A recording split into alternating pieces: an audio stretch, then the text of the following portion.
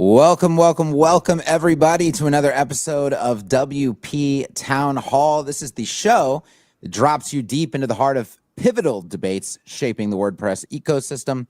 Today, we have Mr. Matt Medeiros, who we're going to bring on in just a minute. We're going to be talking about whether or not social media has won the content war. Now, before we get started, you might notice we have a little bit different of a format. So we are off of X. We used to do this on X Spaces due to UI limitations and hassles and some other things. We are expanding the scope of WP Town Hall. We are now on a multi-streaming platform, so you will be able to see us on my Facebook profile, my X profile, my YouTube. We will be on Mark's platforms as well. You can watch from anywhere. You can comment from anywhere. We can see your comments. And now you can participate even easier. You can participate by going to wptownhall.show/join. We always do participation halfway through the episode. So at the 45-minute mark, that's when we typically start to bring on participants to sound off. That's the entire point of this format, is that you don't just have to listen to us and the guest. You can actually be part of the show. So you can come on by going to wptownhall.show/join. You can come on audio only. You can come on audio and video, whatever floats your boat. It's open to you. But yes, this new, and by the way, let us know, comment, what do you think of the new format? Okay, as we go through this, we're going to bring on Mr. Matt Medeiros. We're going to get him involved in this conversation. Did I bring him on the wrong view? I did. Look at this. I got to practice. Okay. Welcome to the show, Matt. Glad to be your guinea pig, Kevin and Mark. Okay. Excellent. Well, I mean, I think this is a topic that you have a lot of opinions about. I think that you are, last time I spoke with you anyway, maybe things have changed since then. Last time I spoke with you, you were very high on text content and blogging. And so I don't know, why don't you first tell everybody about you if they don't know who you are, and then just let's open it by giving us your opinion on this topic. Yeah. So happy to talk about this. This is a deep and very passionate topic of mine. But you can find me at my day job at gravityforms.com and my side hustle over at thewpminute.com, where we talk a lot about this stuff and cover various WordPress news topical news stuff.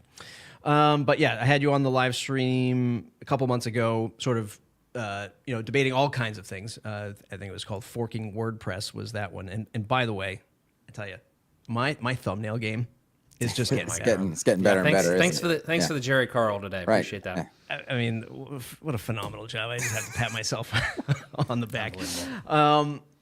Yeah. So, to me, it's not simply about text. It's about having something that you own. And of course, WordPress is near and dear to that sentiment, right? Because WordPress started out as a blogging tool, and that's how I got into internet marketing and just getting my voice out and having an opinion.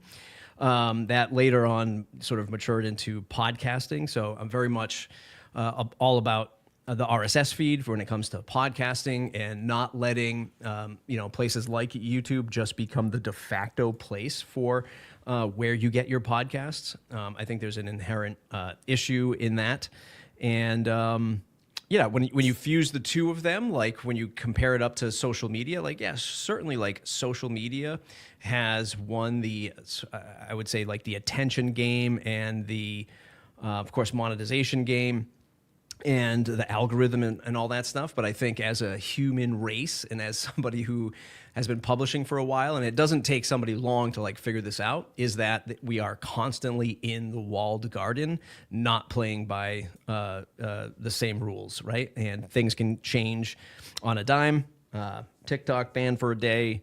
Facebook algorithm changes all the time.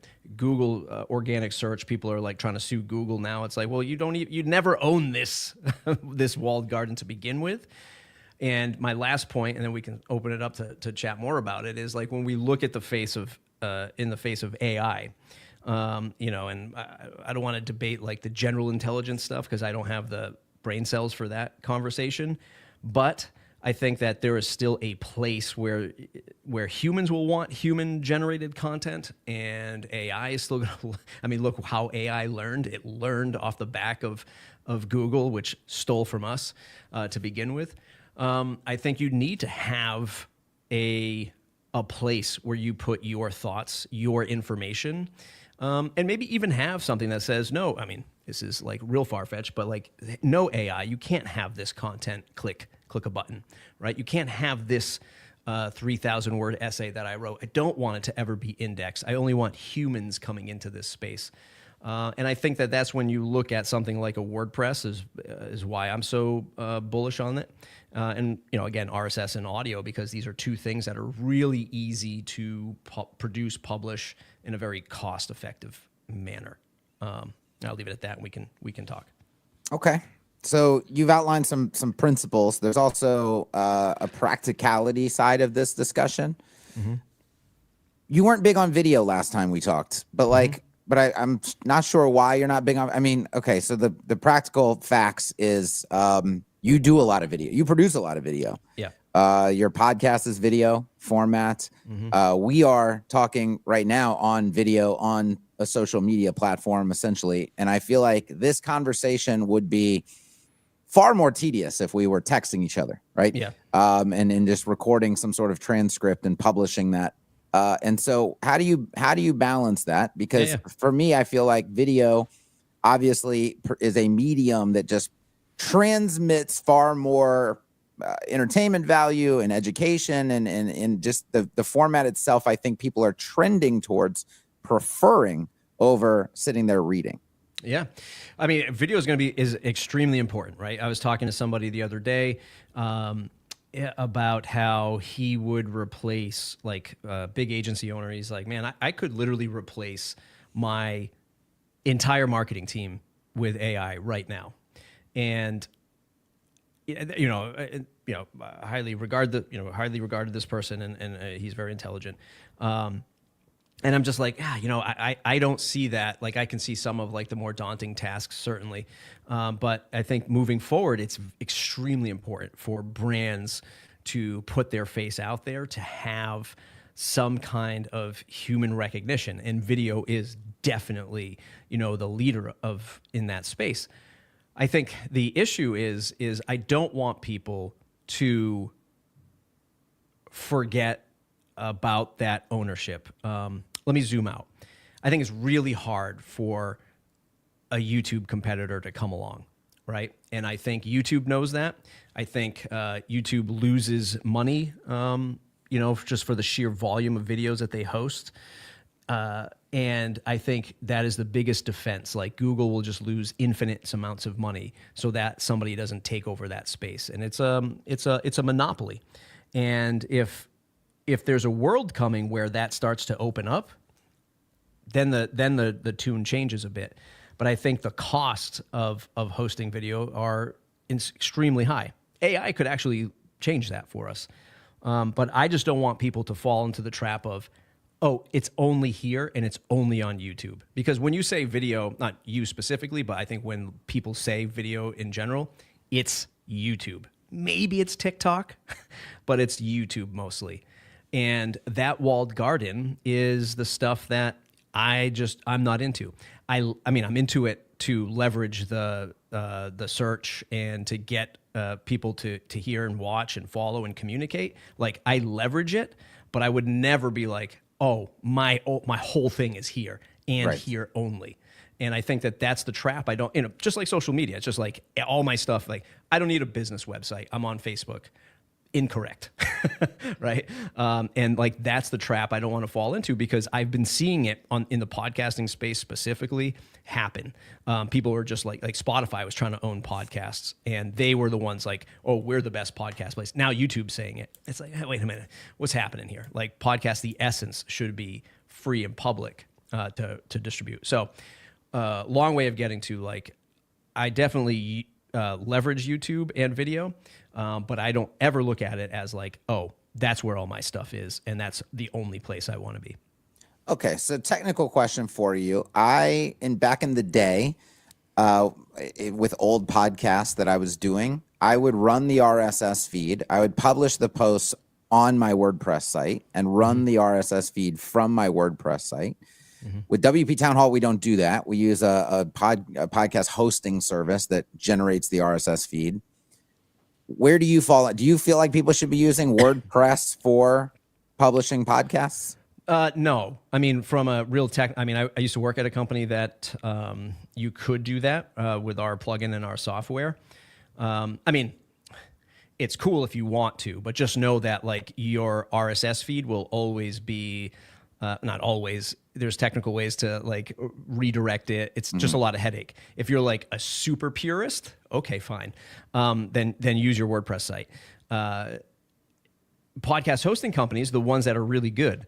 Kevin, you and I, Kevin, have talked about this, and people probably heard me say this before. There's a whole WordPress of podcasting. It's called Podcasting 2.0. There's a podcastindex.org. You could kind of call that WordPress.org, except one dude doesn't just own it. And that's like the place that has any podcast RSS feed, more than Apple, right? Because it's open, and there are people who don't want to be on Apple or Spotify or YouTube, and this is like an open index. Again, long way of getting to, if you work with a podcast hosting company that you really like, and they're doing things the right way, that RSS feed can follow you. Wherever you go. If you change hosts, sure, you can switch your RSS feed.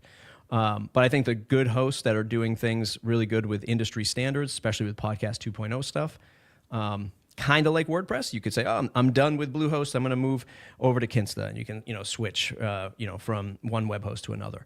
And I think that's just an efficient way to do it. At the end of the day, yeah, can you run it on your WordPress site? Did I do it? Yes. It's kind of a pain in the ass, though, if you want to switch things later. So I'm not super hardcore on that one. Okay. So where does WordPress fall into content then? Because we're not using it to manage video content. We're not using it to manage podcasts. Blogging is dead, in my opinion. It's mostly dead. It's on life support. It's on life support. So what do you see the use case other than I have a business and obviously I have a website to sell my services and things like that. But in terms of content, where do you see WordPress fitting in 2025 and beyond? I'm not a prolific blogger, but I also wouldn't say that blogging is dead. I was watching your live stream the other day, and I don't know what the title of the blog post was, but I think it was like how you broke down certain UI elements in page builders. Yeah. And that is obviously like a really important blog post to you, or really, let's not even say blog post yet. It's a really important topic to you. Yeah. And you wrote it out and you put it on your blog, and it's referenceable at any time. And just like the debate of, is a video podcast a podcast or is it audio only? I lean to the audio side for an audio podcast because audio can be consumed in way more contexts than video. Sure, you can listen to video, but also like you're not watching the video, which is the obvious benefit over audio, right? If you're if like most of your audience is just listening, then why not just do audio, and why even waste your resources doing video? But you can listen to it while you're running, doing the dishes, taking care of your kids. You can also do other things where you can't if you're watching video, leaning in and watching video. I think on the blog post side, like when you have a very important topic like you have there, you want that to be referenceable, and you just you want to put it up on the mantle and be like, this is my piece right here, and I want you to always know that you can bookmark it, find it right here. And that's a great example of why I don't think blogging is dead, and it's just another medium for folks to quickly scan. Like they're not going to even, I think in that context, if you were like, no, you got to read my piece. Like I have this piece that I always reference called The Keys to the Kingdom. Like go back and just read that, and you can scan it really quick. I would say even more effectively than video or audio. So I think that's super important that we continue to do that. And once again, like in the face of AI, how are these systems, learning from us? Well, you're largely putting out text, and hopefully those systems are scooping that up and learning more about you or your brand or whatever. So I think that raises a really, really good point. I wrote that article. So there's a context of blogging that is SEO focused, traffic focused. The distribution channel is Google. Okay. And as you know, Google is stealing content. And it's becoming harder to rank in meaningful spots. I mean, you're competing with a tremendous amount of ad spots. You're now competing with AI generated content. SEO topical stuff. It tends to just be a lot of like people gaming the SEO system with their content. Like, for example, you used to be able to pull up recipes. You know, if I don't do a lot of cooking, but you used to pull up recipes. You just get the fucking recipe. Now you pull up recipes. It's the person's life story. They wrote a narrative about the recipe. It's because they're trying to hit content limits and all this other stuff, right? Or targets, whatever.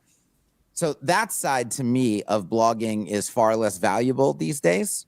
What is valuable is, like you said, I have something really important to publish and I want to publish it. The problem is people won't do that if they don't know how to distribute it. Because if I write it and publish it, but nobody ever reads it, what is the point of writing it and publishing it, right? So I have ways of distributing it. Of course, we can go to social media and distribute it and things like that. But I think a lot of places just feel like one is maybe people don't want to read anymore. And two is even if I spend all the time writing this thing, I don't really know how to distribute it to get it anywhere. So, I mean, what would you say to those people? Like the marketing person in me is like, if somebody, and I say the same thing about podcasting, it's just like, if I do have people reading a particular blog post or newsletter, those are the people that I want. Like, do I want the people who just like quickly scroll through and hit something on? I don't even use TikTok. What do they have? A thumbs up? I don't know what it is. Like a heart on Instagram hearts, Reels. Yeah. You know, like this is what I like, right? Do I want that kind of audience or customer if you're like thinking about this from a business sense, or do I want people who are going to take the few minutes to read this 800-word blog post or even scan through it to do the bullet points? I think that. When I look at it from the marketing lens, I want that kind of person who's going to engage with it. On the other side, I had a conversation about this in the WP Minute Slack the other day. I've never done anything to rank in SEO. I mean, I have things that rank in SEO, but I've never executed a strategy to do that because my content I already know has like a ceiling. Part of me just doesn't give a shit whether or not people come or not. And I honestly, at the end of the day, like the worst thing is, and I understand that this is wrong. Like I don't have something to sell you, right? Again, like things would be different if, things could be different, but I don't have anything to sell you. So I've never had this strategy, like especially in the WordPress content space of like the top 12 plugins for restaurants, the 5 best page builders. I mean, sometimes I'll do some content like that just because it's interesting to me, but I have never built a business, which a lot of my peers have with SEO and have done extremely well, right? Syed with WP Beginner is like the obvious, like big elephant in the room in terms of like building a blog with SEO keywords, whether it's ad or affiliate links, and then selling your own products. It's a tremendous strategy. But for me, I could never wrap my head around going, I need to rank this in this search engine called Google, which I know is massive, but they can also change the rules at any time. And like to me, and same thing with Facebook, like I could just never wrap my head around that. I could never wrap my head around it. So I just never did it, which I know is stupid on the business side, but it's just something that I've always been. So I've always been, the answer I'm getting to is I've always created content and tried to push it out to people and connect with other people and say, hey, look, I've got this thing, I made it, so I wrote it, let's say in WordPress, and then I go to the social media channels, or I do a video about it, and I leverage the social, I say, please come read this stuff, and then hopefully sign up for my newsletter or listen to my podcast, where I know you'll be a connected audience member by either subscribing or listening to audio. So I've always been create it, and then push it out to people, and then hopefully funnel them into a newsletter, to connect with them deeper. So I've never leveraged SEO to that degree. I don't know if that's typically what I see anymore though. Like I've been doing a lot of, I mean, everyone here, we do the same thing though. Like, it seems like the big thing now is you know that the attention is on social. That's where like the easiest, cheapest attention is for the most part. Now, are they stealing shit? For sure. Yeah. But that's where the easiest attention is. So you have to create content that's unique to there. Like you have to create free content, like almost like that's like the YouTube content's almost like the lead magnet in some cases. And then you bring them into your, I don't know, your inner circle or your community or something like that, where there's content behind there that's even more valuable. Yeah. But it's not the same thing as on the front end. Like you give them a little bit of a taste there. So, right. I mean, I think we're all on the same page though. Obviously, if we put a blog post up, we're going to share it for sure. But I feel like there's a little bit of a difference in how it's evolved. And then the other point I wanted to make is, you know, I've been very vocal about not reading. I just read a book the other day though. So, you know, I mean, I still read. But as long as you're paying your taxes, Mark, that's all we care about. Yeah, but the thing about video though is, I don't know if this is a YouTube Premium thing, but now I'm noticing underneath the videos now there's even a summarize this video button, and it'll give me the text. Because there's a really good point that you made there of like, hey, do I really want to watch a 20-minute video, or do I want to like skim through an article or knowledge base and see how to do it? I don't think that's ever necessarily going to go away. But my point is that it's way harder. I mean, it's getting easier, but it's way harder generally to convert text into a good video or even good audio. Good audio is getting much better, but video, like a captivating thing, it's harder to go that way than it is to go the other way. And I feel like, you know, when I make a video, I take the transcript, I pop it into Claude, it gives me the chapters, it gives me like a description, it gives me title ideas now. It's literally getting to that point. So I feel like that is just how we're evolving. Now I do think it's going to come back around, because we already have faceless YouTube channels and things, but you know, I just think it's going to continue to get even cheaper to produce that type of stuff too. And like, I feel like that's one of your biggest arguments, is that video is expensive to store, which is valid, but I just don't like, do you think it's not going to get better and cheaper and easier, or what's the actual position, I guess? So a few things. So like, just to like set the record straight, I barely passed high school, right? Like I am not this like reading books. Like some fine colleagues that I work with at Gravity Forums just started a book club, and I'm like, guys, not for me. Not only do I have no time for this, I'm just. If they had a thumbnail subject, you would have fucking rocked it. Now, you are correct. That's like your gym. That's like your gym. Dude, I love it. I love it. I was like, I sat down. By the way, that was like in 10 minutes. So yeah, like I'm not this prolific like writer, reader, right? I don't consider myself highly intelligent. And I think the essence of this is I grew up in a family that owned car dealerships. And for most of my working life, it was under the brand of General Motors. And I think where this all stems from is General Motors being this massive corporate entity that would literally tell my father and my uncles like what they have to do, and here's how you do it. And I just like seeing them go through that process of being like, but that's not how we sell cars in this small market. And they're like, too bad, sell this like pink Chevy Lumina, right? And like nobody's buying a Chevy Lumina. They're buying Nissan Maximas and Honda Accords, you know, back then.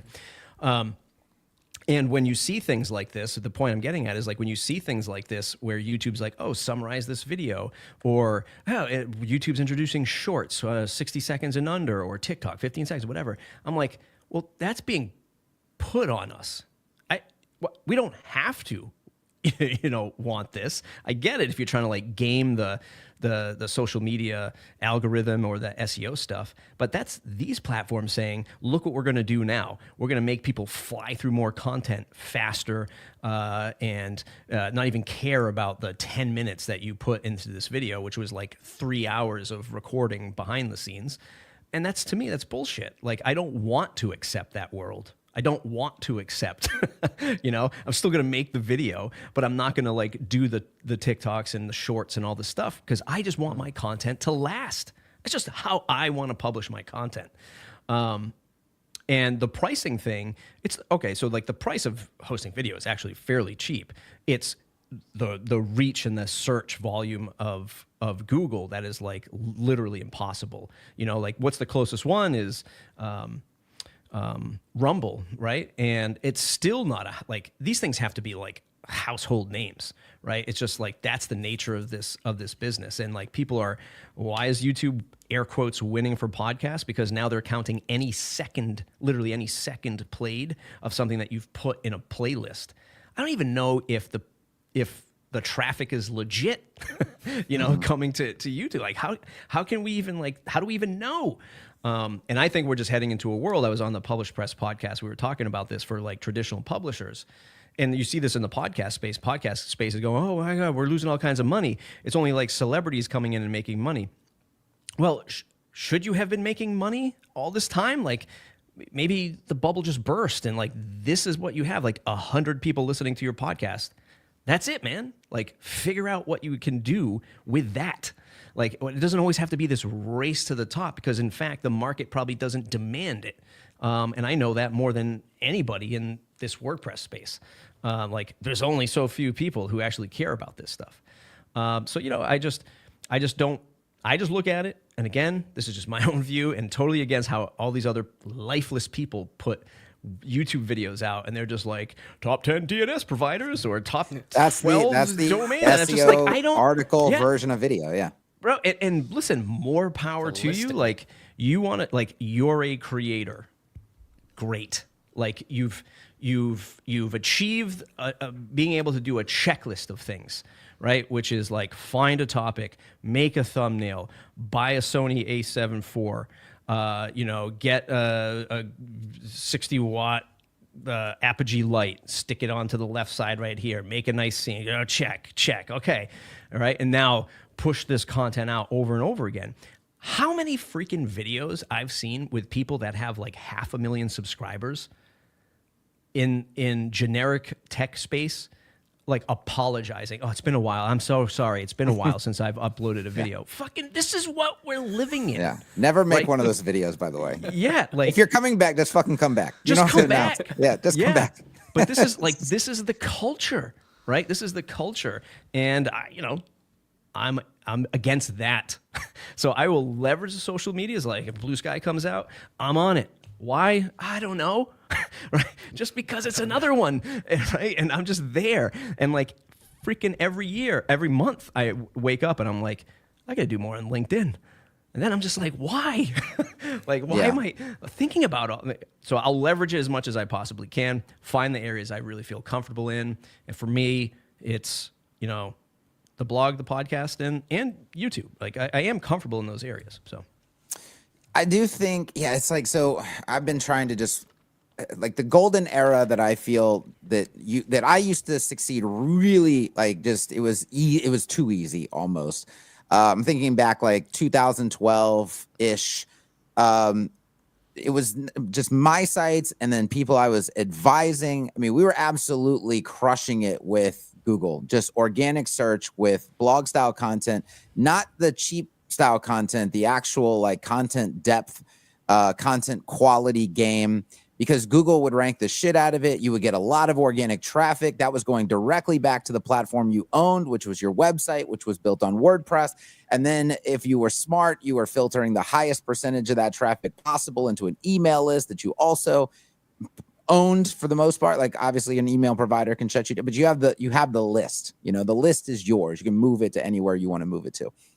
And just, I mean, you can turn that easily into, whatever you're doing, you can build so much success off of that.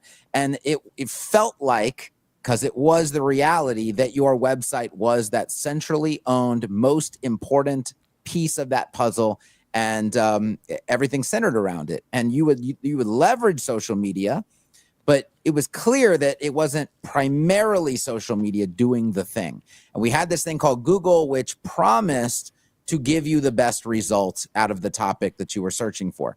And somewhere along the way, that algorithm shifted and became a game, and this is where like, okay, let's do the SEO research. Let's find out what people are searching for. Let's create a specific kind of content to fit that specific kind of intent. And Google didn't recognize that all of the top spots started to just be gamed content essentially. that didn't have a lot of life behind it, didn't have a lot of soul behind it or passion behind it, right? And then along the way, they started tailoring the algorithm to corporate interests very, very heavily, especially in specific genres. So health and finance. There was the Medic update that came along, right?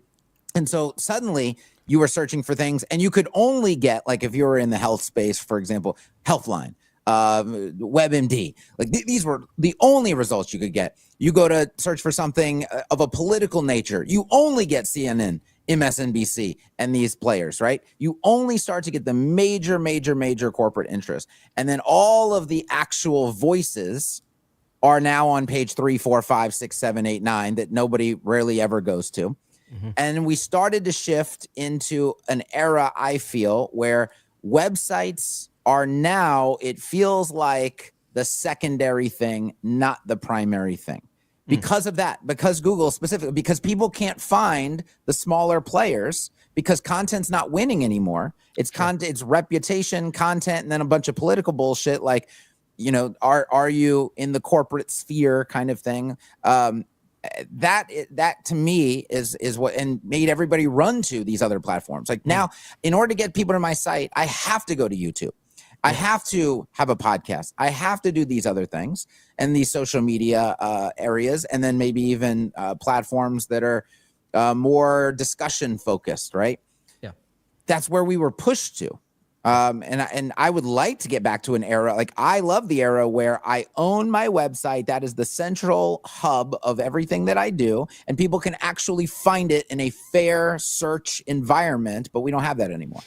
Yeah, so I would say, again, like remembering my roots and like distrusting corporate America is, I would say that, you know, one, it was never something that we should have just thought was a thing, right? It wasn't a utility. Like those roads leading to us were just owned by Google, and they could change that at any time, right? Like we didn't have the right to get this traffic. At least that's the way that I looked at it. You know, and now it's like, where do you get that information? Are you even going to get it on social media anymore, or is Grok or ChatGPT just going to give you the answer, right? So I don't have an answer, but what I have hope for are that humans actually go, you know what? Fine. I'll take my news headlines from Grok, right? Whatever it is, my sports team won, the president did this country's doing that. I'll take my headlines summarized from a Grok, but I want the opinions from the human, right? And you know, what I was saying before about being on that Publish Press podcast is I think there's a full stack that publishers have to do. Or marketers, business owners, what freaking WordPress companies have to do, especially in the face of AI, where people are going to be making your plugin in an instant. Sorry, you have to do the full stack. You have to do all the social media, you have to do all the content, and then you have to do all the community, which is what you do. Well, you both do really well. You create the community at the bottom, because now you need to funnel people in and say, hey, everybody, there's 100 of us or 1,000 of us in this room congregating around this content. And I think that that's what every brand is going to have to do, at least for the next 5 years, is the only way as far as I can see it. And it won't be, I want a fair playing field for folks to search and find me. One, unless we build it, number one. But number two, I think now it's going to have to, you're just going to have to get your passionate customers into the room with you alongside whatever you're doing, whether this is a nonprofit, whether this is a plugin you're selling, or whether you're a freaking accountant. You're going to need to get people alongside of you, and that's the next step in marketing. Because I hear all these bean counters who analyze the AI space, they just say, well, SEO is dead. Well, I'm not an SEO, but I'm sure all the SEOs are like, no, it's not. And now it's just everything under the term SEO. It's going to events, it's building community, it's doing the content, and it's just marketing at the end of the day, marketing and branding. And that's the next, frontier. And when I see WordPress, I've been trying to wave this flag forever, is like, get your face on video, get your voice on audio, get your words on a blog post, and start connecting with people, because I'm an idiot and I can make React apps. I made a 2D game the other day which is amazing. And I'm doing this because of AI. I'm making WordPress add-ons. I am not technical. And everyone who's in this space is going to be under the gun of like, well, I can make this now. So why am I going to buy it from you? So the WordPress product companies need to get better at marketing and telling that human side, extracting the human side and putting it in front, just like Kevin and Mark do on their respective live streams. You have to get in front of people and say, I'm a human and here's why you buy from me, right? And that's just, again, that's where we're at with, with content marketing and building a brand these days. So I want to put out the walled garden thing as a quick, just want to get your take on it. Webflow people very commonly, because I bring up the open source thing, I bring up the owned platform, owned content concept, which I do. It's fundamental. It's very, very important. But the Webflow people, for example, and you would say this about YouTube, because you're making this argument about, don't build on YouTube because you don't own YouTube and YouTube can shut you down at any time. The Webflow people, same thing. I mean, I tell them all the time, like the CEOs of Webflow could literally wake up tomorrow morning and decide they don't like you and just delete your website. They have that power, right? Matt doesn't have that power over our websites. And their response is, well, one, they deny it. Okay. I don't know why they deny it. It's just a fact. But I think they deny it from a place of, okay, there's a 0.05% chance of that happening. Fucking 0.07. What is the percentage? And they calculate in their head as it's not even worth discussing because it's never going to happen. Yeah. And I think a lot of people with YouTube, for example, because I've been feeling like, my website, again, I used to love the fact that the website was the central platform, but even I feel about my own website, it's like I put way more priority into YouTube, way more priority into these other areas, okay? And the website is a secondary or tertiary thing. And am I concerned about my YouTube channel getting shut down? No. I mean, if I was in a specific genre or topic, for sure, you might have that concern. My topic, I'm not concerned about that. Webflow people are like, I mean, dude, it's like a painting. It's a painting company website. Like, who cares? Is Webflow going to wake up one day and not like painting company websites? Probably not. So what do you say to that? Where it's like the walled garden doesn't matter to them because they don't think there's any relevant risk. Yeah. I mean, I just, you have to be happy with the cost, right? So, if you're fine with paying, I don't know, whatever it is, $50 a month to Webflow, and that's cool. And their business and like every other business, it's going to go up. I think they recently, within the last few months, raised prices or something. And so you're always going to have that. It's just you're dealing with typical business and you're just making that sort of exchange and saying like, I'm fine with them charging me. I'm getting a good value from this product and you're good with it. The pain points of like, they could shut you off. Yes. Or there's all like the false, false positive when they flag you for something that wasn't right. Right? It's like, oh, you just did like 45 terabytes of bandwidth. And you're like, whoa, I was getting attacked by like a Chinese bot farm, and then you're like dealing with them and like, no, you got to pay the bill. Right. So there's all that stuff that happens. And then like the same thing with YouTube, right? Like when you get flagged, for something and you're just like, I didn't use this. That music wasn't in the background, right? Yeah. Or like, why are you flagging me with this? Like, and you get nobody to talk to. So, some people are fine with those costs. On the WordPress side, like I've been saying this, like if you're supporting WordPress right now, then you're also comfortable with the fact that Matt is in leadership. A vote for WordPress is a vote for Matt. End of story. Whether you like it or not. And you just have to be comfortable with that fact. And can you deal with that? Yes or no? You have to, work it out in your own, mental bias. And I think it's important for something like, when I got into this game is because the game of like tech and open source was because I discovered Linux and I was like, oh shit, I can run my own server and do my own thing. And I can like run this computer behind my cable modem and people can access it from an IP address. And then I can put an IP address to a domain name. Like it sounds foolish today. It's like, why would you ever do that? But if you were running a website and Bluehost said, no more, you can't run this website over here. And you're like, okay, I'm gonna go over here to Kinsta. And then Kinsta was like, no, you can't run it here anymore. And then you're like, I'm gonna put this on like this this rented server in this data center. And the data center said, nope, you can't run it here either. You could bring it to your own like Apache server sitting in your cable modem. And then the last leg is Comcast, right? To be like, nope, you can't be serving that up anymore.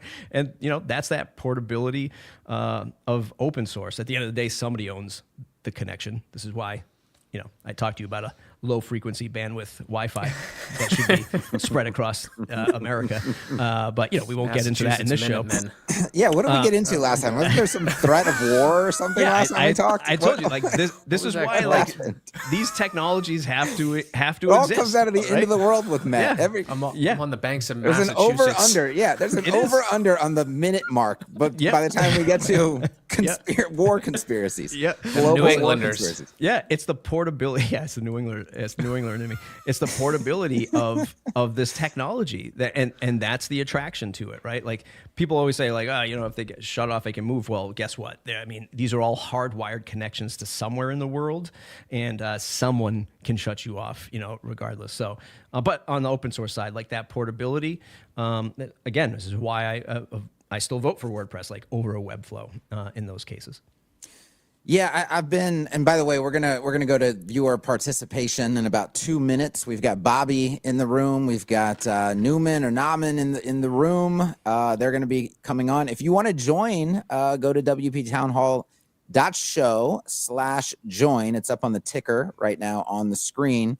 Way easier than joining on X Spaces. So just go to that link, jump in, and you will be in the list to jump in and voice your opinion. You can be on video if you want to be on video. If you don't want to be on video when you get in, just don't turn it on, and we'll just bring you on audio only. If your video is on, we will assume that you are okay coming on video. So just to piggyback off of that, what I've been doing lately when I have these conversations with people, I focus less on, well, for sure less on the Minutemen concept, more so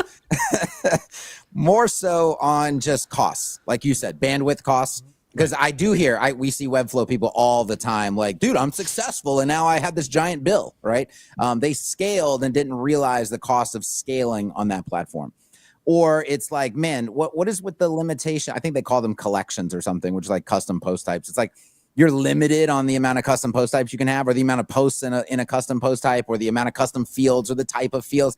And they just constantly are complaining about this. Like, man, I didn't realize these limitations were here when I joined the platform. And these are the kinds of limitations that obviously don't exist on WordPress. So to me, it's like, do you ever care about scaling your success? Because if you do, you're going to run into a lot of gotchas on those kinds of platforms that don't exist on WordPress. That's the big argument that I've been using. It's because they don't see the risk of getting shut down. They don't see the risk of their website disappearing.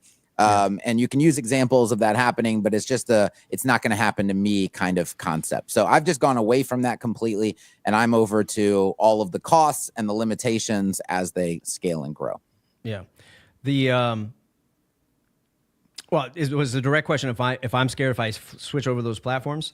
No, it's just how you discuss this in general when you run into these same people. Yeah. I honestly, from like when I did 3 years in the audio world at Castos, I consulted a lot of folks starting a podcast, right? And basically everyone walked into the room and they're like, when we did like our monthly office hours or new customer calls, and they were just like, okay, how do we start making money? And it's like, we want to be, Rogan or, insert your favorite podcaster.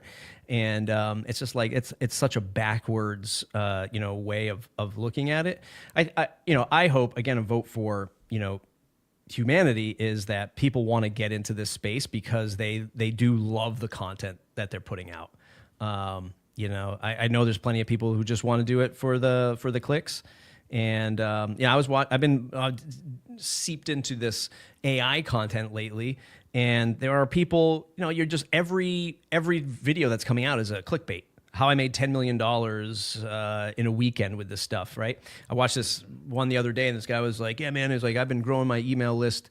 I don't know if I told you this, Mark, but he's like, I've been growing my email list. I got into the game late 3 years ago. I started my newsletter, and I'm just like, this dude's like 20, I don't know, 20, 21 maybe, and he's like, I got 30,000 subscribers, and, I really started growing it when you could do Twitter threads, but, that doesn't work anymore. So now what I'm doing is I'm making video games, and I'm growing my email list that way. So then the host is like, oh, what did you do? He's like, oh, so I show people how I clone Call of Duty. Right, and I'm just thinking to myself, this kid is like, what is happening? Like, this is like Zemansky Jr., right? That I'm listening to right now. So how am I catching strays from the Call of Duty cloner? Wow. Right? So anyway, the long story short is the dude goes into like talking about what he did. He's like, yeah, so I created this top-down 2D shooter, and I call it a Call of Duty clone. And I'm like, bro, you made Contra on Nintendo from like 35 years ago. You didn't clone Call of Duty, but people don't care. They're clickbaity. It's just people will choose whatever they want to do. I hope people choose for creating content, because they love creating the content that they're up to. All right, we're going to start moving into our guest segment. Well, not our guest segment, our viewer participation segment. We've got Chris in the room. We're going to bring him on first in just a second. We've got VJ, and then we've got Bobby. Now, Bobby, I'm being told that your devices are not connected. So, our producer's in our ear. Yeah. Hey, Mark, Right get your finger on the kick button ready. Because it's going to be, we're going to see. But Bobby, if you're going to, I'm going to kick you. You're going to have to come back and connect a device. All right. Or you're not, I can't even elevate you into the stream without a device active. So I'm going to kick. That's the second time. That's warning number 2. Warning for everybody else coming on. I mean, Matt is very spicy today. He's abusing the co-host. He's got more conspiracies. Anything could happen here. Chris, we're gonna add you to the stage. How you doing, buddy? Hey, I'm doing good, fellas. How are you guys? Doing well. What would you like to interject in this conversation? Yeah, just to add to the point of we're in a space where just kind of having your site alone no longer cuts it anymore, and creating the content, whether it's on your site without distribution, is pretty much screaming into the void with no one to listen to. And it's the sort of thing where whether it's us as content creators or even business owners, we're now forced to be on multi-platforms. More of an omni-channel approach has to be done. If you're not doing it, it's like good luck to you unless you've had a long list from years ago.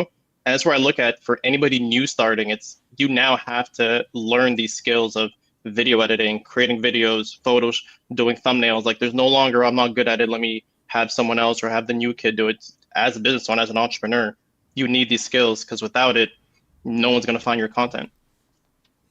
Are you publishing, just a quick question, text content? Are you doing written blogging as part of your omni-channel approach? I used to, but now it's video first, blog second. So I'll do the video, and then from the video, I'll use the transcript and create a blog in my writing style, leveraging AI, and then just going in and putting in the tweaks. It used to be blog first, but to go from blog to video is so much longer. The process, it's like with the video, you get the information out, you get a little flow going, you get more stuff that comes out of your head, especially if you're having communication or conversations like this, you can then pull more information out. And I think the path forward for whether it's agencies is to interview their clients to get that information out, because through conversations, people share much more.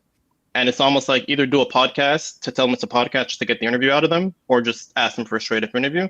But the days of just write a blog and post and hope for the best, you got to redistribute and reshare that same post every 3-4 months over and over again.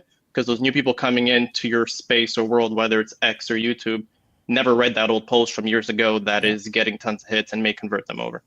That was the, and I know Matt probably wants to jump in here, and he's itching. You said video first. I mean, that's the key word for Matt.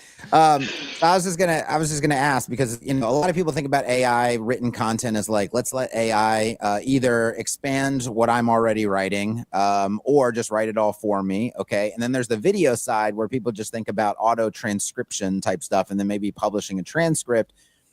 And then a lot of people used to get the transcript and almost like try to edit it into like some semblance of it, which is, to me, it's horrible, because like, I don't know. I just rather write it from scratch at that point.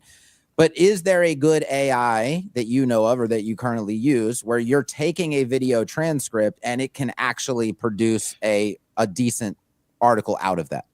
Yeah, so this is the thing. It's not so much is there a good AI, is that I've written stuff pre-AI for about years. So I'm able to put that, feed it into the AI to understand my style and learn more about what my writing style is, when I use emojis, I like to use howdy, I like to use what's up and stuff like that. So then when I start using the AI to pull the transcript, my tone and talking sort of matches. And then from then when it's starting to write out, my style and tone's already there. Now it's a matter of me just kind of fact checking and adding in a bit more pertinent information. So if you don't have an old set of history of content, good luck, because like that's just Yeah. It needs to learn off of text. Like the whole AI thing was built off of learning off of text. Like that's how it's built. So if you don't have the text to teach it, you're gonna have a hard time trying to Is get that there a done. specific AI you're using for are you using ChatGPT, Claude, like, or is there a specific service for this? Yeah, I'm just using ChatGPT and sometimes Claude. So I have like on the Mac, I think it's Whisper AI, something Whisper, Mac Whisper. Yeah. And then I just put my prompt in there and it pulls it back out. But these past days, I just create a specific prompt of here's my transcript that I'm going to feed you below. I want you to create a blog based on the information provided. But before you do that, give me a summary, breakdown in whatever sections you think make sense for my target demographic or ICP of insert business type. And then I want you to give me a brief and then give me a draft. And then from there, you can't do a one shot. You got to do it piece by piece by piece. Got it. It's all about the prompting. It's all about Pretty the much. prompting.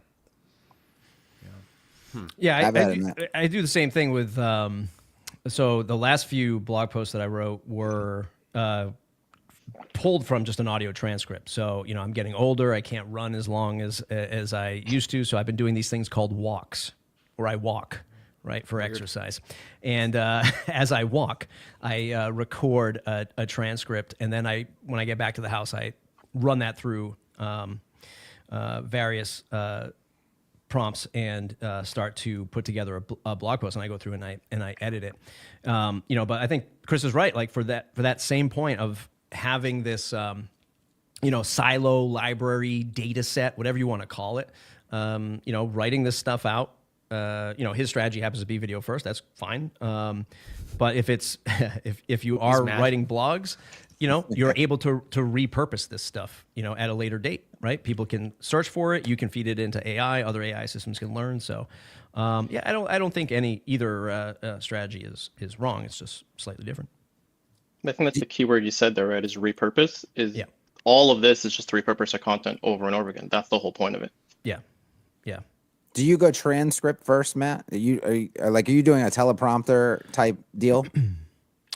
I would say like only 30% of my videos are scripted.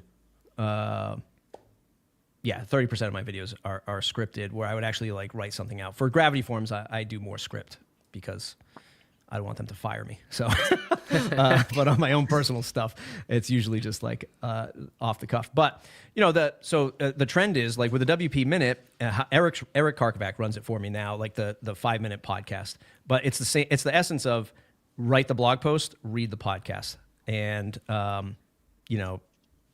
and then do the newsletter, right, based off of that piece of content. So there's no video component on that one, except for the tutorials that I do. But that was very much just like write first and then repurpose into podcast and newsletter. So it was just like, how can you write a 5-minute monologue about something and then, record it and help distribute it on the newsletter. So Chris, I will share one go ahead. thing, because you had mentioned transcript there, Kevin, and one thing I've been playing around with for myself and with clients is that there's an app for your phone called PromptSmart, promptsmart.com. Yeah. And what I've done is I've taken some of these interviews for clients, create a little 60 to 90-second script. And what's great is from the phone, as you're looking at the camera, you could use your thumb to move the script up in the app. And that helps these business owners to kind of at least create a talking head style video without having to overthink. Because everyone's like, oh, I'm not good at video. I can't talk in front of a camera. It's like, how do we reduce the friction? Here's a script. Here's an app. Just record them talking. And that gives more of that personal touch. People want to see people's faces, and it allows them to just kind of scroll with their thumb to manage the pace. Excellent. PromptSmart Pro will actually do voice recognition and scroll for you if you pay I've tried some of those. I've tried some of those. It seems to be, I don't know, it's a little iffy. It's a little spotty. It doesn't always follow exact where you need it to be. That's why I like the manual control. Yeah. I don't think you're a script guy, Kevin. I've done a couple. I've done 2 or 3. I will tell you, the 2 or 3 I've done, the auto didn't work. I had to use manual scroll. I was trying to do it. Yeah. What is Retained Genius, Chris? Is this your agency? Is this Yeah, Retain Genius is, I used to do agency and now it's a lead management system. So it's essentially a lot of people hiring service businesses. No one's following up on calls. You call a plumber, an electrician, nobody picks up the phone. And I've had clients in that space and I realized there's all this money on ads being spent to come to your site to fill out a form. But then they miss the form or something happens to spam. The business owner's not checking his emails. So this is a way where I could set up an automation to at least reply back to the customer like, hey, we got your message. Hey, it's been about 6 hours. We're really swamped right now. We're going to get back to you. And that's where it's done via email or SMS, just so that the person knows that you got their information and that you're going to get back to them. And at the same time, I then prompt the business owner and their team like, hey, you got to call this person back. It's been 4 hours. They're like, your competition is going to win based off of how fast you respond to leads. So it's a way to kind of help these business owners not drop the ball and not lose money based off of their ad spend. And are you using YouTube and video primarily for marketing that service? Starting with YouTube, that's where the whole getting the video stuff done and doing emails is to get a base of content. And then the next step is to do more outreach so that when they do come find my name, they have that video content there to build that trust. Because like, yeah, there's cold email, which is scammy. It is what it is. But it's a sort of thing where like, if I know you have a product that could actually help a business and not try to sell them or scam them, I got to do what I got to do. And if I got to reach out to them by a cold email or just calling them on the phone, cold calling, so be it. And at least that when they find my name, there's content there that shows like, I am serious about helping and this is how I help you versus some random landing page with nothing. Do you do any pay per click with that or anything though? Because I feel like that's something that you could easily just put in front of a business owner on like a LinkedIn or a Facebook or whatever. And they'd be like, yeah, that totally makes sense. I need that. It's very straightforward. And that's where I'm going to be starting with Facebook ads. Like I'm SEO by nature in the background in the past, and that's where I realized it's not going to work anymore. It's where the whole doing the videos and getting everything else on a blog is not going to cut it no more. And it's a matter of like starting to learn paid ads to learn mainly Facebook for that to understand how to get in front of them and to at least get that retargeting going. Because I know it'll take a few touch points, and it's almost have to educate them on the thing. Like it's once you see it, you get it, but I got to educate people on it so they can get it. I know it's not something that's been done before. And, you know, it's exciting. It's fun. It's also a good foot in the door after to potentially sell other stuff in the future, any marketing services if needed. 100%. So the kind of and clients, this is like brand new. yeah. So the kind of clients that would use a service like this, what else do you see them in the marketplace doing for marketing? What is their current omni-channel approach? Biggest thing for them is just Google Maps. That's where a lot of them are doing it. It's word of mouth. They're trying to get government contracts or trying to get contracts for stratas. And there's all this money on the table where you try to call an electrician, nobody picks up the phone or doesn't call you back. And it's a matter of if there are those businesses that want to grow and they may not know that their team isn't following up on people. And they may want to like, where's the revenue going? Like we have the leads coming in, but people aren't following up with leads and dropping the ball. So that's where this helps with that. So maybe the solopreneur may not be the best fit for me, but someone with a team at least who understands that we got to respond fast, like that hustle is still within them after 5, 10, 20 years of doing a business. That's where that comes into play. Excellent. We lost Mr. Matt Medeiros, Mark.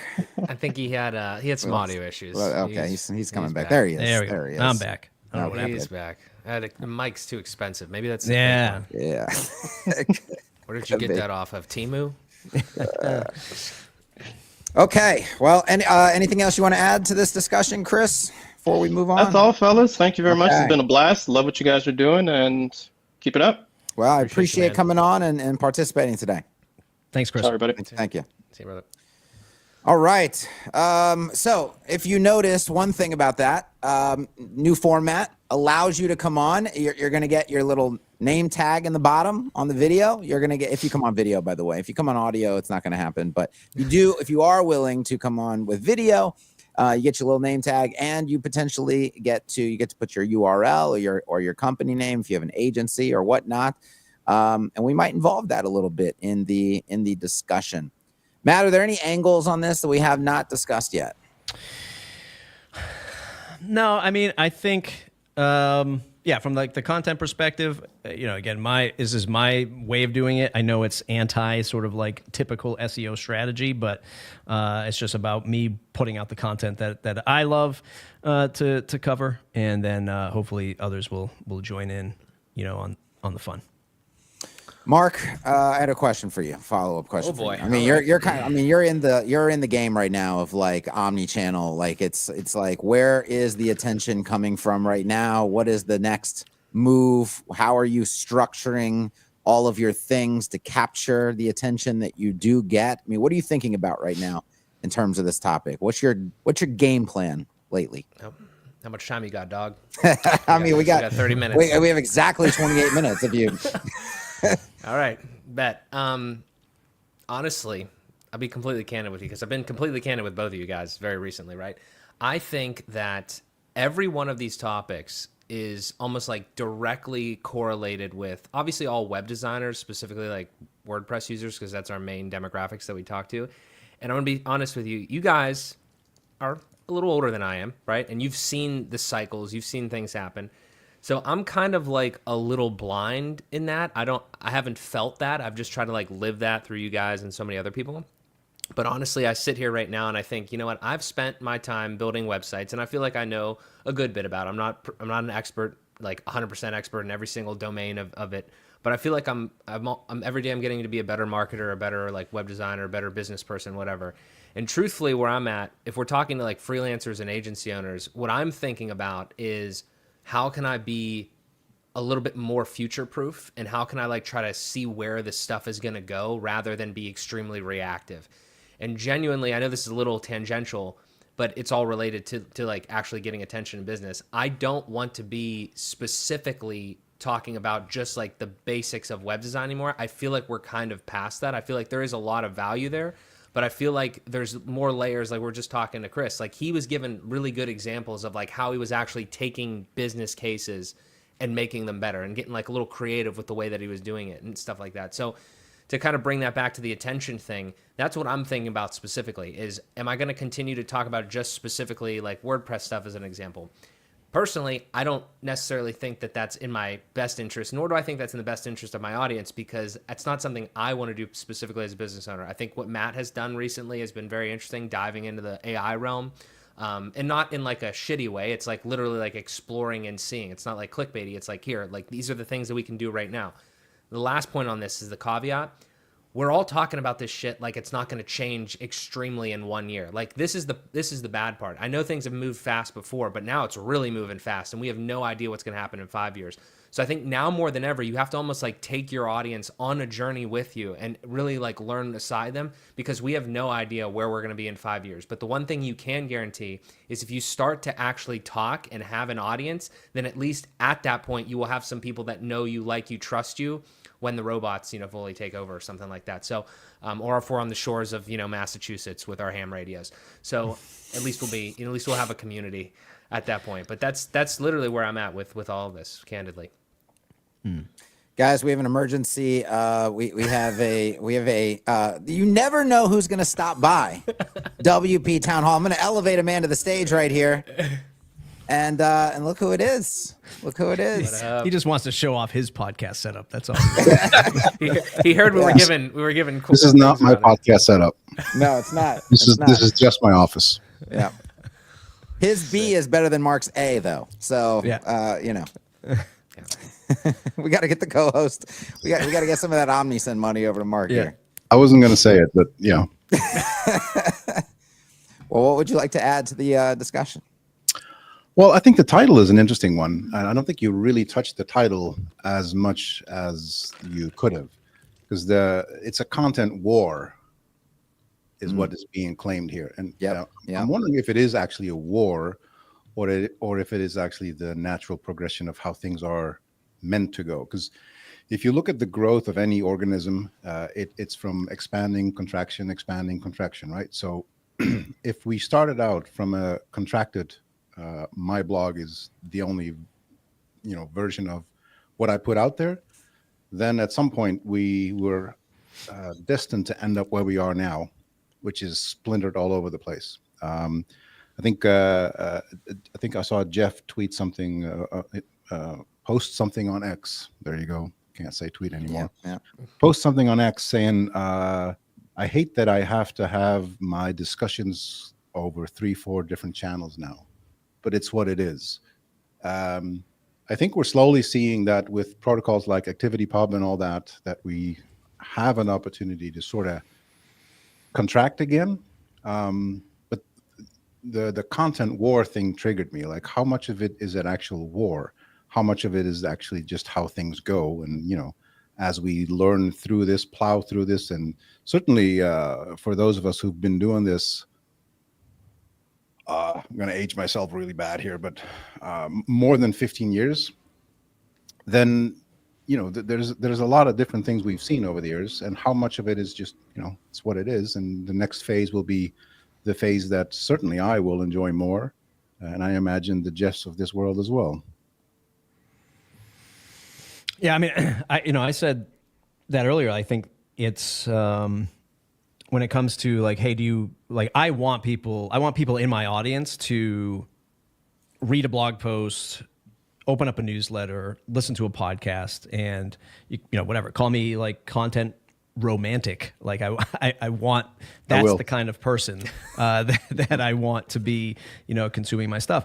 I mean, obviously I want people to, you know, watch the videos and, you know, be into the social media stuff. But even my social media stuff is like, I'm just too tired to like stay on that social media treadmill. You know, I lose to Katie Keith all the time in terms of like reach, right? Because she leverages that so well. She interacts with everybody, and it's just not my thing. I don't mind getting on there and ranting and stuff, but I also, you know, don't mind having people tune in. Matt, when you started social media, you were very much like Katie, right? Because it was much more about just dumping your thoughts 24/7. If Katie's doing anything, she is dumping her thoughts, her thought processes, her questions, her remarks. All of that goes to X. And I think we all did that when we, 2007, 8, 9, when we started with social media. That was the norm. Mm-hmm. I think it's interesting for Katie to have such success in, 2-3 years, for her to, I think she had 5K followers now on X. Mm-hmm. I think it's a perfect example of what she's actually doing is what we all should be doing. Mm-hmm. There's a guy on X, I forget his name right now. Alex Finn, I think is his name. And he's been posting a lot about how X works as a platform. Now you can choose to believe it or not, or have all these opinions about what the platform is, who owns it and all that. But he's just talking about the mechanism. And one of the things he's made very, very clear is that the whole thing has moved to start becoming the reply person. Start being the one who engages. It's less about broadcasting, sending. It's more about engaging. And if anyone is doing that perfectly, it's Katie. Yeah. And I agree. I can only conclude that if I look back at when I had the most growth, that was mostly engaging. It always has been. And he highlights the algorithm, right? He looks into it, because it's published for the most part. You can check out what the algorithm looks like. And it actually says, don't do these things, do these things, and become the reply person. Katie Keith from Barn 2 plugins. Yeah. What happened, Matt? What changed? Yeah. What happened? Well, I had 3 kids. so there's that. He's also been prepping. The prepping takes a lot of time. Oh, yeah. Well. Yeah. Building the ham radio. Yes. Yeah. No, I mean, I think on the social media side, it was just like, we got into it, long ago, and sort of just like exhausted that, in my case, right? And then trying other things, and just a time and effort thing. I once again, like, I never even looked at measurement of social. Like, I don't check stats on anything. The only thing I check stats on is my newsletter, just because ConvertKit shows it to me right when I log in. Other than that, like, I am never looking at any analytics, and it's always just content, putting out stuff that I feel inspired to. That's it. So I run to social media platforms like X and Facebook are perfect for me for casual, short form or medium form, even thoughts that definitely don't need to be a blog post and would be too much hassle to turn into a video. And I know I'm going to get instant distribution on it. I know I'm going to get instant engagement on it. And if I want instant engagement, like I'm running a poll, or I just care what people think, like right now, and I don't want to publish something with WordPress and then have to distribute it on my own and try to get, by the way, you can't even really distribute all that much on these platforms, because the minute you post a link, they're killing the reach, Yep. So it's just way easier to, like, I can go communicate directly with the people who follow me on these platforms. I can get that instant feedback, and then I can move on with my life. And it's not an evergreen thing. And I don't care that it's going to die in 24 hours, like that is, it's perfect for that. I've seen you put out some pretty epic threads though, and I was just like, man, he should have just wrote this on a blog post because this. I was going to say the same thing. There have been quite a few things that you raised or discussed or gave an opinion about where I went, this would have been better as a blog post. Yeah, because it's There's more a fine line sometimes. Well, you can look at it from that way, saying what is the line of when is it a blog post and when is it just something I just blast on social media. But here's the other thing. However many people are actually watching right then and there are primarily the ones determined to read what you are, what you're sending out. And sure, later in the day, some algorithms can pick it up and kind of help you push your content here and there. But I think, if you were to publish it on a site, you'd have a canonical thing. You can refer to it and you can re-engage it. And there's, at least that's for the most part how I try to do it. And I see good results with it.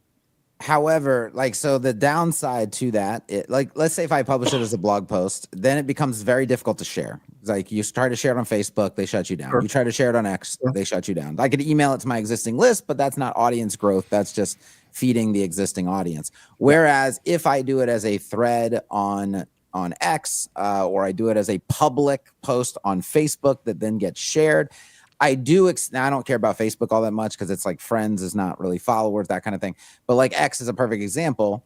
My following does significantly build by doing those threads, where if those things were blog posts, that would likely not happen, So there's that side of it is like, I can actually, if I am engaging people in the WordPress ecosystem that don't know who I am or haven't seen me before, or maybe just seen me a few times, and I write this big long thread and it gets in front of them and they're like, man, I've seen this guy a couple times now. And then they click the follow button. Now that's somebody that's now in my audience there that I can hopefully consistently engage with.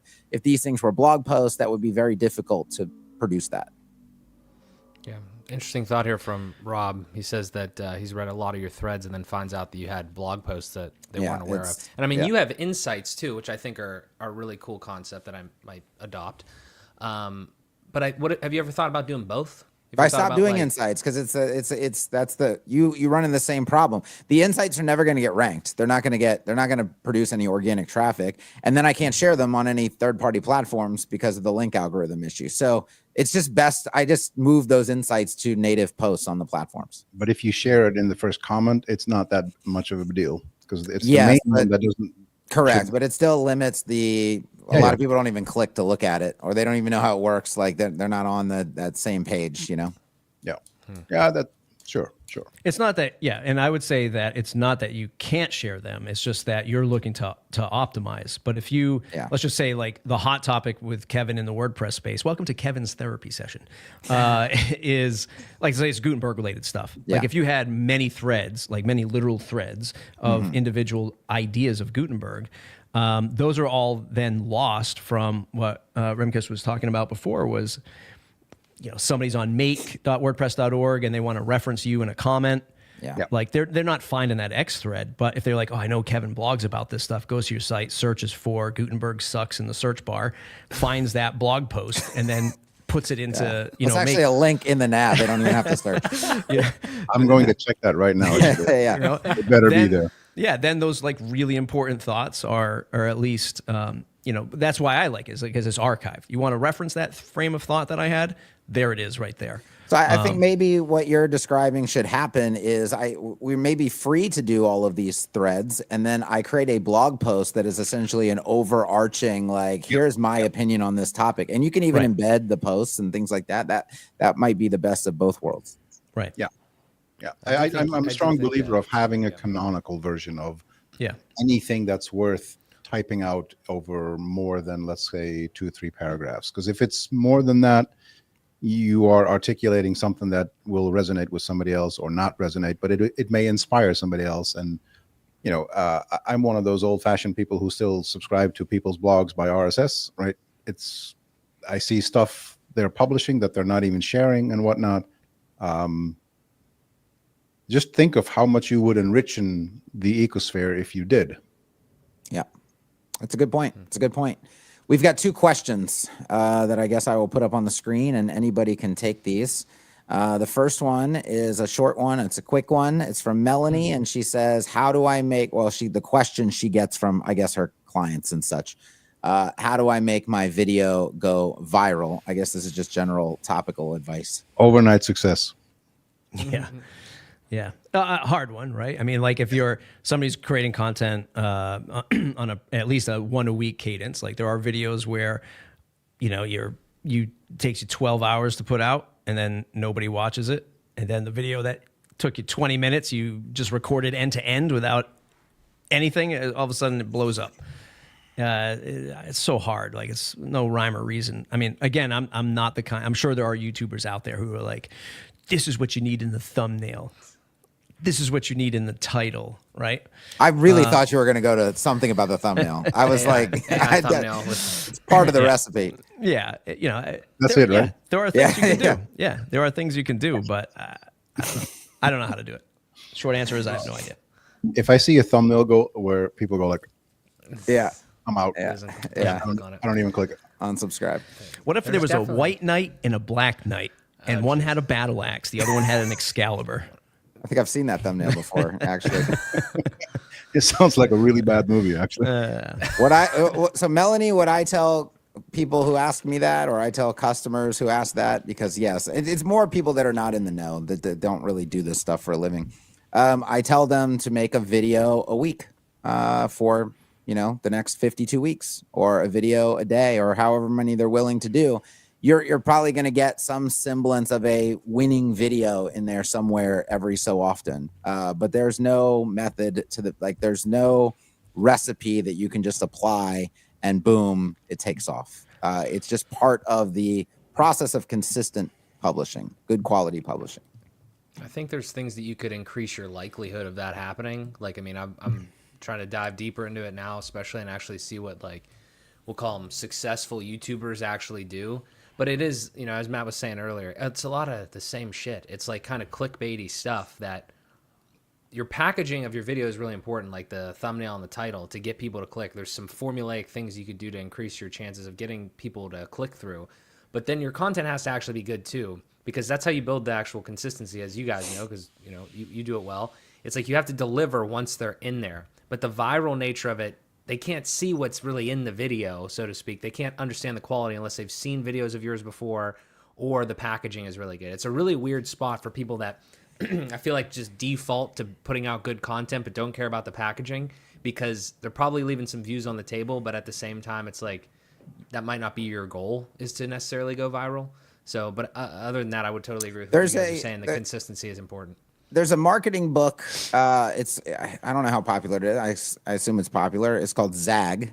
I think it's just called Zag. That's it. Which is essentially the premise. I don't even think you have to read it. I might have read the first chapter and I was like, all right, yeah. It's like it's one of those like common sense books to me anyway. Like, if they are going to zig, you need to zag. Like, you can't zig with everybody that's already zigging. And so instead of asking, how do I make my video go viral? What you should be asking is like, how do I zag? So you look at the content that's being produced in the genre that you are going to be producing content in. And for example, if all of this like wildly successful stuff is hyper polished teleprompter videos, zagging would be, I record myself on my cell phone and I'm just me, right? That's the zag, right? If the zig is it's all just iPhone videos and unscripted stuff, the zag is go hyper polished and see. And that's just one angle on like zagging, right? There's like so many different angles, and you can combine angles as well. And so that's really what you should be looking for, not just how do I go viral.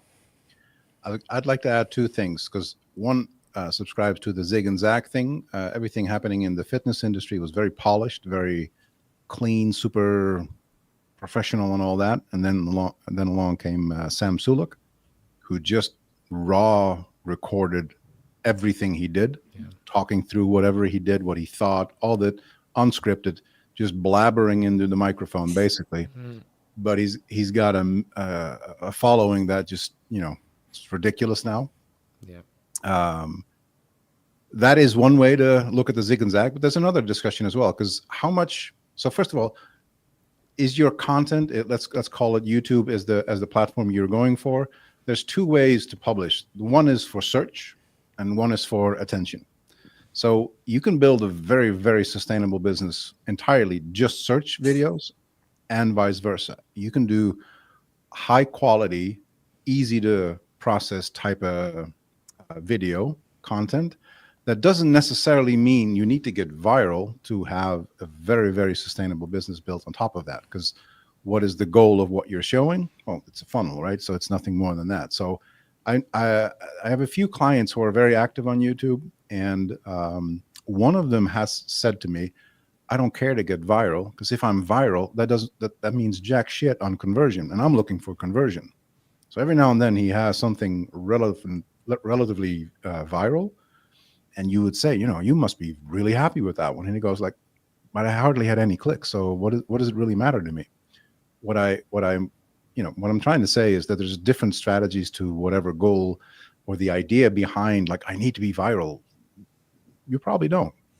The S tier of that is, I actually wrote an article on this in the Inner Circle, detailing that's one of the problems with SEO content is SEO content becomes very formulaic and very soulless and very non-entertaining, right? It's the opposite of what would go viral.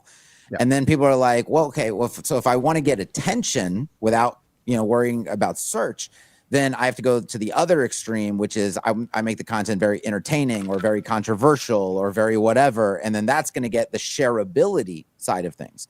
Whereas nobody really shares pure SEO content because it's not really designed for that. And then the pure entertainment or controversy content doesn't ever rank because algorithms aren't made for that in search. If you can find something that is SEO worthy, a topic that is SEO worthy, and bake in the entertainment or the controversy or whatever else that is designed for the shareability, that's like the S tier. It's not easy to do. It's very difficult to do. Yeah. But then you get the best of both worlds. And that really, if you're going to create content in this day and age, that is I would think the top tier approach. 100%. I would agree. Okay, we've got one more. I think we're done with that one. Let's go ahead and hide. Let's screen this one first. If you are known already, you can start anywhere. If you are new, yeah, okay.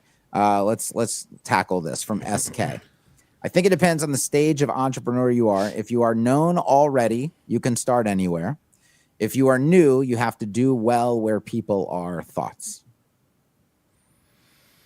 I got some. I think it matters. Go get it, Mark. I think it matters. I read this one earlier from SK, and I thought to myself, I kind of have this note here too, where it's like I wanted to run this by you guys. Of either it sounds like a lot of what we're talking about is either have to play the game, you have to revolt, or you just have to not care. Somehow, I feel like there's at least three options. Maybe there's more, maybe there's less, whatever. But I think what SK is talking about here is, I think one of the things is if you don't have a following, but you have a skill, then, honestly, that's kind of what I did. I kind of just started putting that out there, and then people became known of it because they found my stuff, and then they kind of knew me a little bit, and I've had marginal success doing that. So I feel like depending on where you're at and what your goals are, you have to go to where the attention is at first. And then if you can pull some of that off there, we obviously talked about that strategy. But if you somehow you're famous, we see this all the time, like celebrities get onto like YouTube or Instagram or wherever, and then they automatically blow up because people know them. So I think it does matter where you're at in your journey a little bit as far as your strategy of like where you can actually go or where the best ROI of your time is spent. And it might be unfortunate, but it also, I feel like at some point is kind of the reality of just where we're at. I think you kind of do have to go and make a calculated decision on where you're going to spend your time. Because if you do want to get that attention, which eventually turns into leads, which eventually could turn into conversions, then you got to go where the distribution is. That's my high level on that. I agree. I was going to say the downside of being splintered is everything is fragmented. The upside of that is certain crowds, certain types of customers, types of audience will be predominantly on one of those splintered platforms. So in a way, it kind of makes it easier to make a decision to go full in. There are certain businesses that will never thrive on Instagram, Reels and whatnot. and there's business who you do basically you would expect to do as wonderful as they can, and on Instagram they don't, and they move over to TikTok and it's way more engaging and they have like mass audience, and you go like, how does it, isn't it the same video? Yeah, it is, and yet it isn't. It's all dependent on where the audience is and what the audience expects, and I think this is not just age brackets. I think it's just a whole, that particular problem that you're solving, that your business is solving.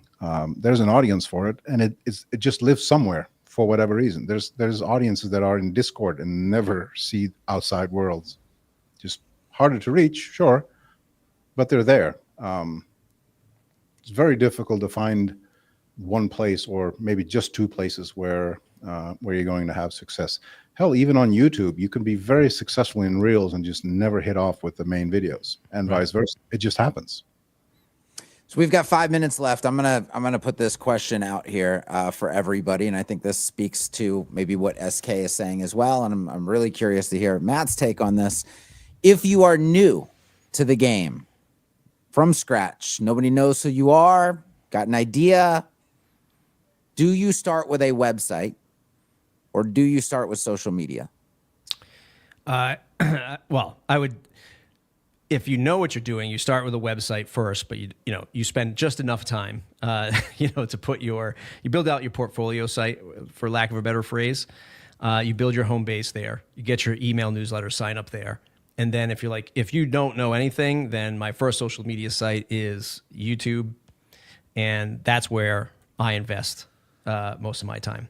Starting with YouTube, creating the videos, whatever your topic is, and optimizing to send back to your website to sign people up to your newsletter. That's the formula I would use launching something new. Absolutely the same. Yeah. What if you don't know how to build a website though? You can do a link in bio, like start somewhere. Yeah. It really doesn't matter. Just have something that is a little bit more in your control, where you can add stuff, where you can have your conversion started, all that. Just do a little bit more than nothing. Yeah. I mean, obviously that was pretty vague. Like we don't know who that person is or what they want to do. But I did a video a week or two ago at this point where I was like looking at YouTubers, like big YouTubers. None of them have websites. Like it's shocking. None of them have websites. And now we don't know how successful they are. Obviously they get views. How are they monetizing? I'm not saying they're good business people necessarily. I'm just saying that the attention, they're making some level of money. They're garnishing a bunch of attention and they don't have websites. I don't know if that's our opportunity to step in and tell them that they need to do something there. But I know what Kevin's going to say because he just did a live stream on it not too long ago. And I feel like I'm a little jaded on the fact that we need websites. We definitely need websites. But like first, at the very ground level, when the amount of time that I know I've wasted on my own website when nobody was coming to it is shocking. Like I could have been out like getting more attention and more leads. I feel like there's just so much. It's just very different, I feel like, than it was before. But Card.co, $50 a year. Sign up for that website. 100%. There's easy ways. I'm just saying, like, how much time? Just don't waste any time on it, though. It's so, not. So what we're missing here is the question, the answer to the question: what is a website?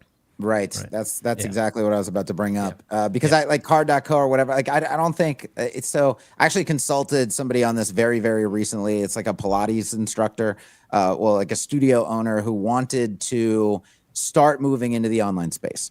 And I essentially said, like, you could, because she was like, well, I need a website. I need to do this, da, da, da, da. And her studio had a website, but not like her or not the content angle that she really needed it to be. And I essentially said, identify a platform that's working for that niche, with whether it's Instagram or whether it's TikTok or whatever, probably TikTok. And I would prove the concept of you getting on video, you producing content that people want to see, you getting likes and follows, you building up some semblance of a community. And literally all you need as the link, what I would be sending them to is a free video series opt-in or something like that, where they can get more. So you're capturing them, but you don't need a website to capture them. You just need to capture them, not on the platform, not as followers, but on something you own. Well, you own an email list. Capture them that way, but prove the concept. Before we go into this like discussion of building out a website and all this other stuff, just prove that you can get people's attention. Just prove that you can get them to take an action. And once it gets to a certain, then everything is going to work itself out from there. But you don't have to start. I wouldn't even recommend starting with the website concept. Honestly, just to try to put a bow on that if I can, I don't know a great way to verbalize this, but I'm going to try my best, is I think anyone like can try to be effectively what you're saying is try to be an entrepreneur and make money. But I don't know if everybody's necessarily going to be cut out for it. I think that's actually probably pretty ubiquitous when you actually say it a little bit better than what I did there. So I think that's exactly kind of what you're saying, Kevin, is just if you're on your very first crack at this, don't waste all the time and potentially money trying to get up to speed to look like a professional business. Because I've definitely done this in the past. Like, you have to actually go see if you can. It's not even just about video. That's a big part of it, but just get the attention and get some, like, literally make some money.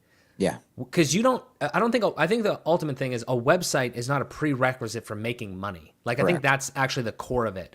Website's important. We're all in the business. We understand how important it is, but it's a timely thing. And I think that, like you said, the proof of concept mindset, I feel like, is a really unique way to go about it. That I think sometimes I've definitely been guilty of, like, oh, you need a website. It's like, really?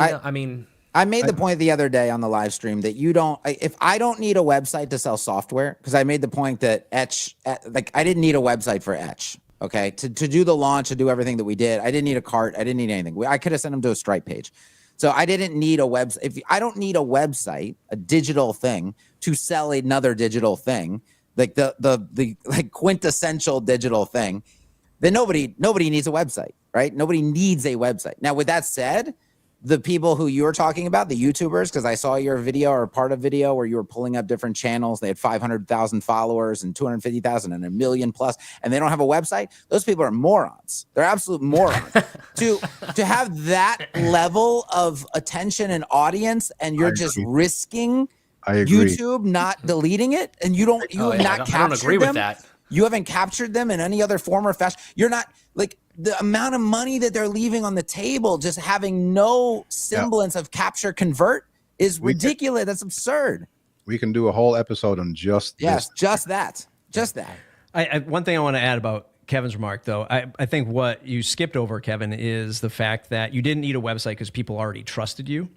And that's a huge gap from somebody who's just starting to, like, where you're at in your career, right? And I think, like, those basics of, like, all right, at least set up a card.co site, put a bio, some photos, some description of your services, whatever it is. Like, I don't know where this person was, but you have to establish some form of trust. And I think that's why of authority. Yeah, authority or trust. When people start to, like, hey, I heard this guy or gal does this thing, let me go check it out. And then you're just like, oh, what's this random ass link to, just a MailChimp account and their TikTok? Like, if they're doing research. Yes, if you are selling something, I agree, because people are doing a financial transaction and they're going to want background info, things like that. But what I'm saying is, if you're just getting started out, you're not interested in selling anything yet. You're interested in just playing the attention capture game. And so all you're asking them to do is give you an email address, essentially. But you're proving that the most important part of that is that you can show up on a consistent basis.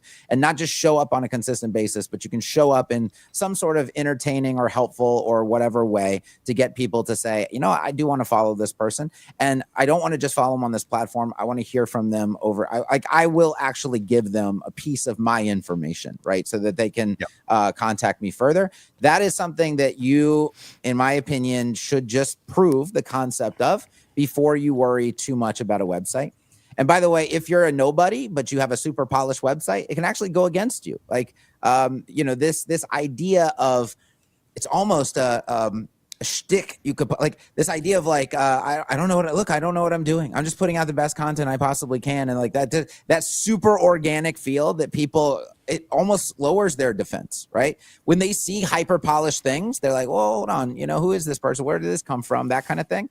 It's the same with ads. Like, advertisers are starting to figure out that if they send a hyper polished ad, or in email marketing, if I send this hyper polished visual email, people instantly in their brain go, that's an advertisement, I'm ignoring it, right? But if it's made to be organic, like you go watch a war video and it's like shaky footage and you're like, you feel like you're, it just feels like it's more authentic, right? The same kind of concepts apply. So I would say, like, if your website is like you put us as web designers, because we know how to do it, if we put too much effort into the website before we go get it's just, I don't know, there's like a weirdness factor to it for a lot of people. And this goes to the conversation of, why do ugly sites convert so well? Why do ugly sites often convert way better than beautiful sites? Because people care about, one, the content more than anything, but two, it's like, it just has that kind of like, it's not corporate-y, it's not super, it's casual. I don't know what it does to them. It like puts a spell on them, but it's very true, and it's a question that people ask all the time.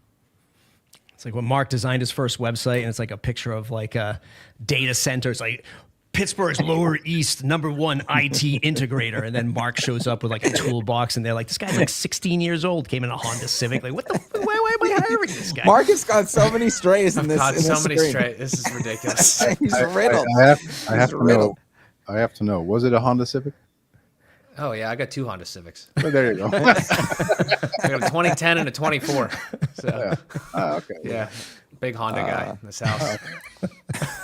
I remember VTEC when that was new. Yeah. I don't even have that one. I got the 2 point whatever liter. Whatever. Oh, you shouldn't have said that. I had a perfect, and now we were. Yeah, it's not a. There's not. It doesn't make any noise. No, it just gets that's a me shame. by the space. Yeah. That's a shame. Yeah. As Brendan said, that's why I keep my 1993 Camry and show up at a potential client's office. Disarm them. Yeah, exactly. That is a good car for that. Exactly. Only that.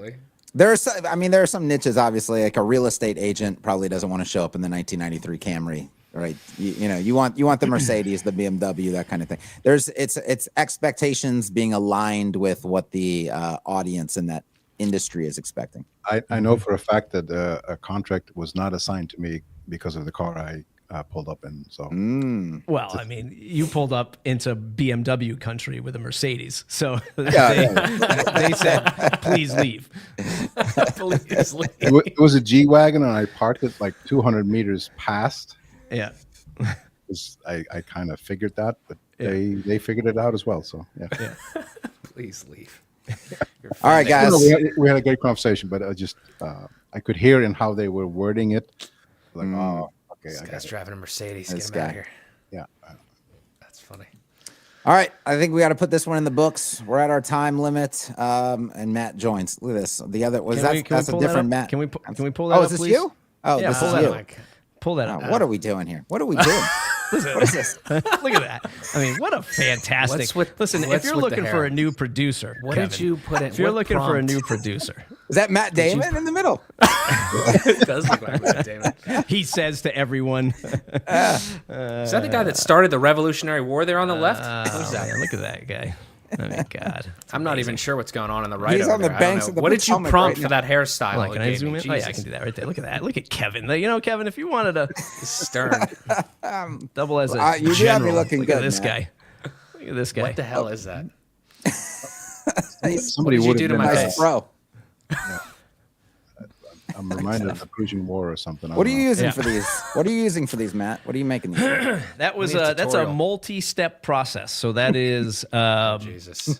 starting with a Mac app recipe. called Diffusion B, Yeah. Right in there. and Man. that's where I created. Can you come to a the- workshop on this in the inner circle?